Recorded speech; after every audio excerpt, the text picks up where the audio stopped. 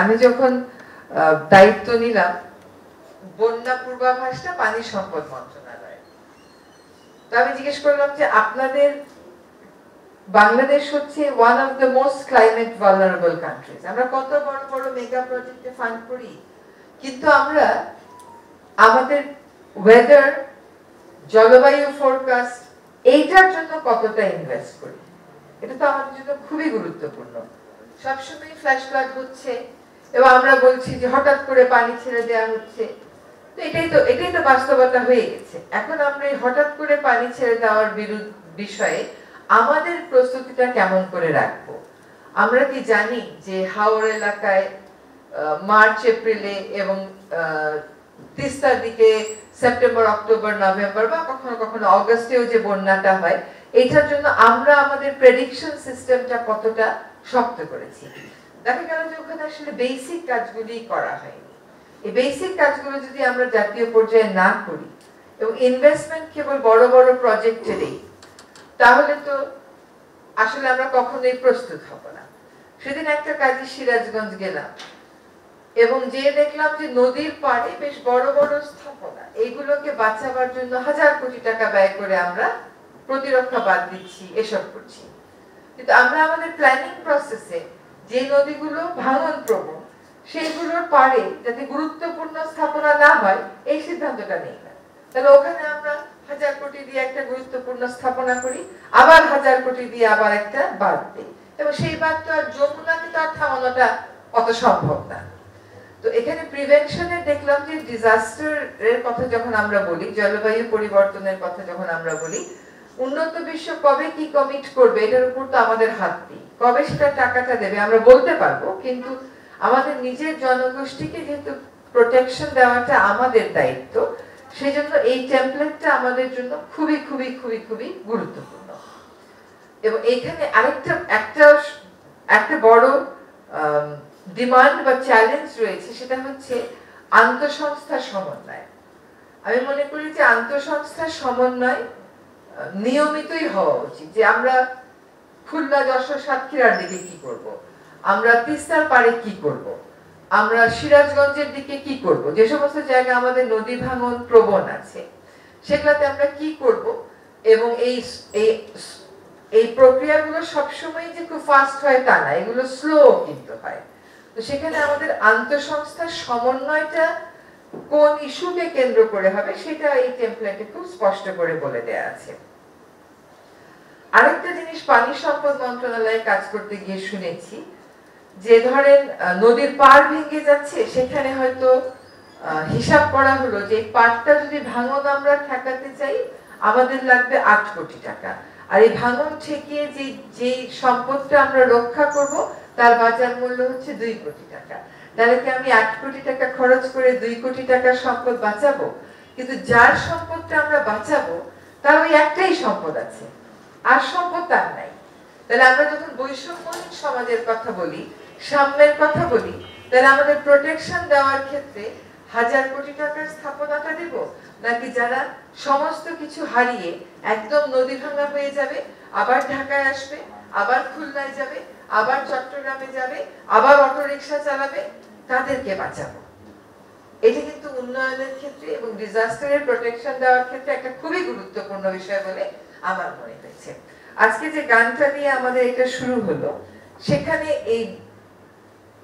এই অসহায়ত্বের আসলে কোনো শেষ নাই। কিছু কিছু সমস্যা আমাদের দীর্ঘদিনের নিষ্ক্রিয়তার ফলে এমন অবস্থায় চলে গেছে, যেমন ধরেন ভবদহ জলাবদ্ধতা। আমি আন্তরিকভাবে চেষ্টা করছি এর একটা চিরস্থায়ী সমাধান দিতে, কিন্তু একটা চিরস্থায়ী সমাধান তো সময় সাপেক্ষ ব্যাপার। সেই সময়টা তো আমরা পাবো না। আমরা হয়তো পরিকল্পনা করে গিয়ে একটা প্রকল্প চূড়ান্ত নকশা করে দিয়ে যেতে পারবো, কিন্তু পরে ওটা সঠিক বাস্তবায়ন হবে কিনা সেটা আশা করি হবে, সেটা একটা বড় চ্যালেঞ্জ থেকে যাবে। তো দীর্ঘদিনের ইনঅ্যাকশনের কারণে আমাদের দুর্যোগ পরিস্থিতি কিন্তু রিঅ্যাক্টিভ হয়ে গেছে। আমরা প্রোঅ্যাক্টিভ যখন হবার চেষ্টা করি তখন আমরা সাম্য সমতাটাকে ঠিক ওইভাবে ফোকাস করি না, তখন আমরা বৈষম্যটাকে মাথায় রাখি না।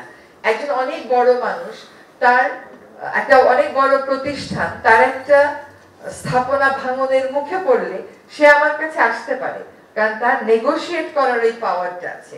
কিন্তু যে আমার কাছে আসতে পারে না, যার একটা ছোট্ট কুড়ে ঘর আছে, আমাদের নদী ভাঙন রোধের ক্ষেত্রে তাকে আমরা কোথায় প্রাধান্য দেই, এইটা কিন্তু এরকম একটা দলিল দিয়ে আসলে নির্ধারিত হতে পারে। কাজে এই দলিলটা কেবল যে একটা মেথডিক্যাল এক্সারসাইজ হবে তা না, এই দলিলটা আমি মনে করি যে বৈষম্য নিরসনে এবং সাম্য প্রতিষ্ঠাতে অনেক বড় ভূমিকা রাখবে। আমি আশা করি যে পরিবেশ মন্ত্রণালয় দ্রুততার সাথে এই কাজগুলো করে দেবে। আসলে অনেক জমে যাওয়া সমস্যা নিয়ে আমরা বসে আছি, আমাদের প্রায় অনেকেরই উপরে একাধিক মন্ত্রণালয়, ফলে আমাদের অবস্থাটা আমরা আসলে ব্যাখ্যা যে করবো সেই ভাষাটাও আমাদের কাছে নেই। কিন্তু দ্রুততার সাথে কাজ করার জন্য আমি অবশ্যই পরিবেশ মন্ত্রণালয়কে প্রয়োজনীয় নির্দেশ দিব। এই কাজটা যদি আন্তর্জাতিক পরিমণ্ডলে আমরা নিতে পারি, তাহলে বাংলাদেশের কাছ থেকে এই ক্লাইমেট ভালনারেবল কান্ট্রিজ গুলোর জন্য একটা পলিসি ডকুমেন্ট গেল। দেশের জন্য তো এটা একটা অনেক বড় গর্বের কাজ যে বাংলাদেশের একটা প্রতিষ্ঠান এই কাজটা করেছে, যেটা আন্তর্জাতিক সম্প্রদায় অন্যান্য দেশ তার মডেল হিসাবেও নিতে পারবে। এবং বাংলাদেশের এই কাজে দেরি করার কোনো সুযোগ নেই। কেন সুযোগ নেই? তার কারণটা হচ্ছে যে আমাদের জলবায়ু পরিবর্তনের ওয়ার্স্ট কেস সিনারিওতে আমাদের তো 1/3 বলা হচ্ছে সমুদ্রের পানির নিচে চলে যাওয়ার একটা আশঙ্কা আছে। তাই যদি হয় তাহলে কি পরিমাণ মানুষ ডিসপ্লেসড হবে? আমরা আশা করি তা হবে না, আমরা আশা করি বিশ্ব বিবেক জাগ্রত হবে। যে পরিমাণ ক্ষতি আমরা জলবায়ু সিস্টেমের করেছি, তাতে করে যে ধরনের বিপর্যয় পৃথিবীতে আমরা ফেস করছি এবং করতে থাকবো, আজকে থেকে যদি সবাই সব খুব ভালো হয়ে যায় এবং জলবায়ু বান্ধব হয়ে যায়, তারপরেও ক্ষতিগুলো যেগুলো ফেস করতে থাকবো সেইগুলো অ্যাড্রেস করার জন্য, সাম্য প্রতিষ্ঠার জন্য, বৈষম্য দূর করার জন্য এবং ডিজাস্টার রিস্ক মিটিগেশনে যারা সবচেয়ে হতদরিদ্র তাদেরকে প্রোটেকশন নিশ্চিত করার জন্য এরকম একটা দলিলের খুবই প্রয়োজন, যা কেবল দেশের ক্ষেত্রে রেপ্লিকেটেড হবে তা না, আন্তর্জাতিক ক্ষেত্রেও রেপ্লিকেটেড হবে। আবারও রামরুকে ধন্যবাদ জানাচ্ছি এই লঞ্চিং সেরেমনিতে আমাকে আমন্ত্রণ জানানোর জন্য। একটা কথা একটু বলার দরকার, যে কোনো সমাজের পরিবর্তনটা শুরু হয় কাগজে কলমে সংস্কার দিয়ে না, মনস্তত্ত্বে সংস্কার দিয়ে। ফলে আমরা এখনো ব্যানারে chief guest, special guest, guest of honour এগুলো রাখতে চাই। এগুলো সারাদিনও যদি বলি তাও কেউ সরায় না, দাতা সংস্থাকেও বলি তারাও সরায় না, জাতীয় সংস্থাকে বলি তারাও সরায় না। তো এগুলো আসলে আমরা যে বিদেশে এত জায়গায় যাই, ধর মার্কিন যুক্তরাষ্ট্রে গেলে তাদের রাষ্ট্রপতি আসলেও বলে প্রেসিডেন্ট অমুক এসছেন, তার আগে এত বিশেষণ কেউ বসায় না। আমরা যদি মনস্তাত্ত্বিক ভাবে সমাজে যে হায়ারার্কিটা তৈরি করেছি, চেইন অফ কমান্ডের দরকার আছে, কিন্তু ওই হায়ারার্কিটা না সরাতে পারলে আসলে আমরা বৈষম্যবিহীন সমাজের দিকে যেতে পারবো না। আশা করি আগামী অনুষ্ঠানগুলোতে আর এই পদবি, এই উপাধিগুলো আমাদের নামের সামনে দেখবো না। রামরুকে অনেক অভিনন্দন জাতীয় গুরুত্বপূর্ণ বা আন্তর্জাতিক গুরুত্বপূর্ণ এই কাজটা করার জন্য। ধন্যবাদ।